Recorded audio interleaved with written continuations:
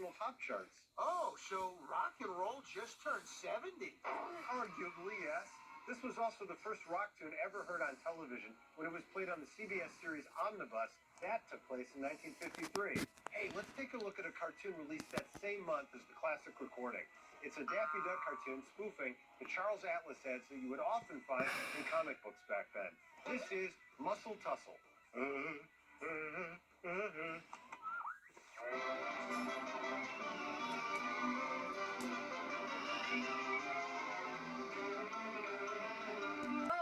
Okay, right, yeah, of course.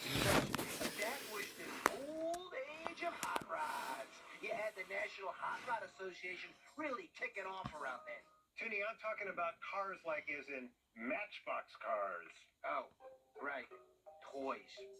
Toonie, Matchbox cars were first introduced in 1953, and we can thank a British girl for the entire craze of miniature cars.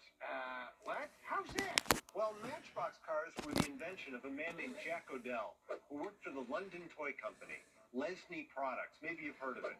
Odell had a young daughter who kept bringing home spiders, and she always brought them home in matchboxes. Awesome. And creepy.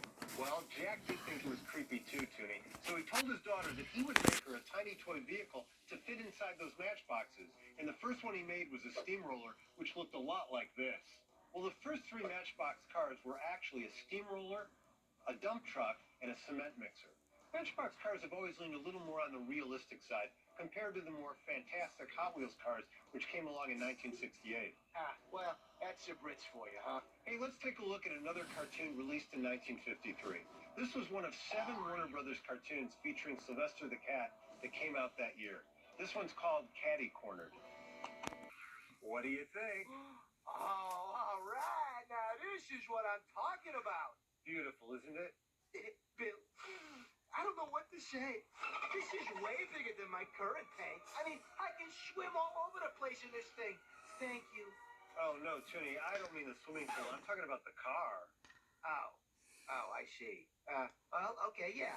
I gotta admit that is a sweet set of wheels. Well, this car is named after a boat, a Corvette warship. This is a 1953 Corvette, the very first Corvette. Yeah, this was introduced the same year as Matchbox cars. While Matchbox cars back then were made of metal, this Corvette had a fiberglass body. And all the 53s were this color, polo white. You'll also notice that it didn't come with any seatbelts. Maybe that's why it only cost $3,513. Yeah, all right, well, so come on, Bill. Let's go for a spin. Oh, no, sorry, pal. No seatbelts, no joyride for Toonie. But hey, I have a joyous cartoon from 1953 that's just loaded with all sorts of interesting cars. It's Robert McKimson's attempt to do Tex Avery-style blackout gags. This is their Auto-Be-a-Law. Welcome back, tuners. Hey, Toonie, how would you like to play a game? I want to win, so yes. Well, just as long as it's not a thumb wrestling. Now, Toonie, this is a game called Isn't That Rich? Oh, okay. You see, Toonie, in 1953, 2 iconic characters were introduced to the world. You had James Bond, and you had Richie Rich. And I bet you can't tell the two apart. What? Bill, come on, are you kidding? One's a little boy and the other's a super spy. Well, we'll see about that, Toonie. All right, I'll read you a biographical detail, and you tell me if it describes James Bond or Richie Rich. Easy as pie. We'll see, Toonie. Here we go. His middle name is a $. That's Richie Rich. Are you sure? Yeah, of course. All right, Toonie, you got that one. Yeah. 1 for 1. Here's question number 2. He had a girlfriend named Gloria Glad. Oh, come on, that's Richie Rich. Toonie, you're 2 for 2. Yeah. Pretty good, pretty good. All right, here's question number 3. He had a housekeeper named Mae Maxwell. I mean, Richie loves alliteration, but that name could sound like it's a Bond name. Although I don't know any, how... First of all, where does James Bond even live? I'm going to go with Richie Rich. James Bond. No way. James Bond. Yep, I don't kid about James Bond had a maid? Well, Toonie, you see, Mae Maxwell worked for James Bond, and she also appeared in a bunch of the novels. All right, here's one with a visual aid, Toonie. I think you're going to get this one. I really do. Here goes. Barry Nelson, was the first actor to play him on screen. That guy looks like Richie Rich. And I never heard of Barry Nelson. I heard of all the Bonds. Sean Connery, Roger Moore, Timothy Dalton, Pierce Brosnan, and Daniel Craig, and then that one guy I forget. But it's not that dude, so I'm going to say that guy's Richie Rich. What a great guess, Toonie. Unfortunately, it was quite wrong. What? An American was the first James Bond. Barry Nelson played him in a 1954 episode of the anthology series Climax. All right, I think you're going to get this one, Toonie. I really do. I hope so. He was helped by a genius scientist whose name was Professor Keenbeam. I'm going to go with Richie Rich. Toonie, the correct answer here is Richie Rich. Yeah, I knew it. That means you got more than you missed. You got 3 out of 5, and that ain't bad. So what did I win? Toonie, you have won Untold Riches. Holy manatee, yes, I'm a millionaire, baby. No, Toonie, there's no money. When I said Untold Riches, I meant that I was going to read you some of my Richie Rich fan fiction that nobody has ever heard before. Oh, great. Yeah, you're in for quite a treat, my friend. Get cozy, folks. We're going to come back right after these messages. About all the neat stuff from 1953. Yeah, and I'm about to eat a hearty breakfast of waffles, cheese dip, marshmallow birds, and tater tots. Toonie, that's absolutely perfect. How did you know? Well, I have good taste, Bill. What can I say? I'm a foodie. No. Toonie, all those foods were invented in 1953. What? Really? I mean, of course they were. I'm a genius. Well, technically, Cheese Whiz was first introduced in 1952, and that was in England. But it came to America in 1953. Man, the Brits got Matchbox cars and Cheese Whiz first. Here's another fun fact, Toonie. The Eggo waffle was introduced in 1953, but the Eggo brand had been around for decades. They previously made Eggo potato chips, Eggo salad dressing, and Eggo pretzels.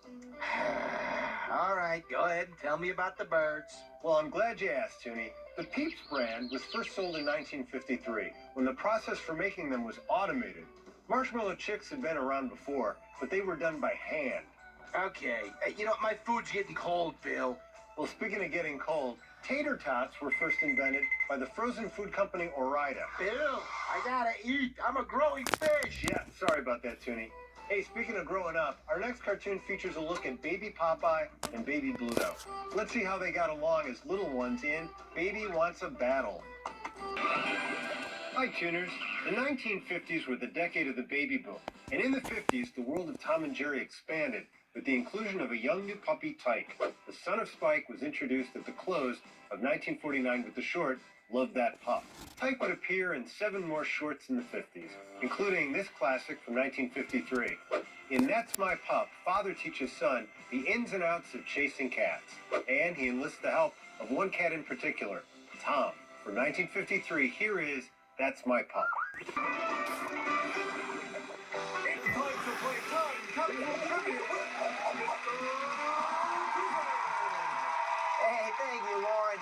Well, folks, it's time to tune in to knowledge. This is Time Capsule Trivia. Here is today's question.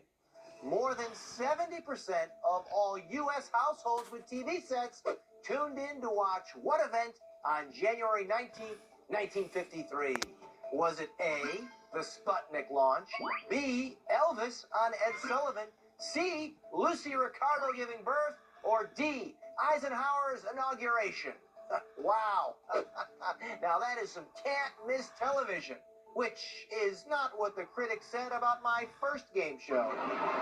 Okay, time's up. If you guess C, congrats and break out the cigars. It's a healthy baby and a correct answer.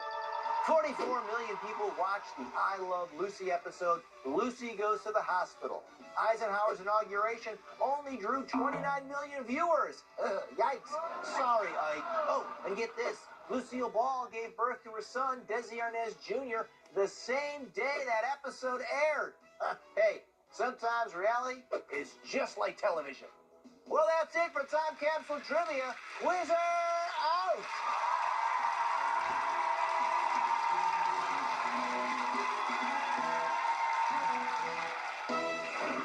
Thanks so much for joining us today, folks. I sure hope you enjoyed our virtual trip back to 1953. Hey, Bill, next time, can I pick the year? Yeah, sure, Toonie, absolutely. The year 3453? I think we're going to need more jetpacks for that. Anyway, for now, it's bye-bye from Bill. And thanks from the tank. Hey, Toonie, did you ever see at the end of any educational show, they used to do a thing where they go, if you'd like to learn more about whatever the topic is, check out these books at your local library. I'm going to check out books about 1953 at my local library. Oh, that's nice. Yeah. On the next, tune in with me. You and I have got to go back to my old high school. Bill! I could get used to this place.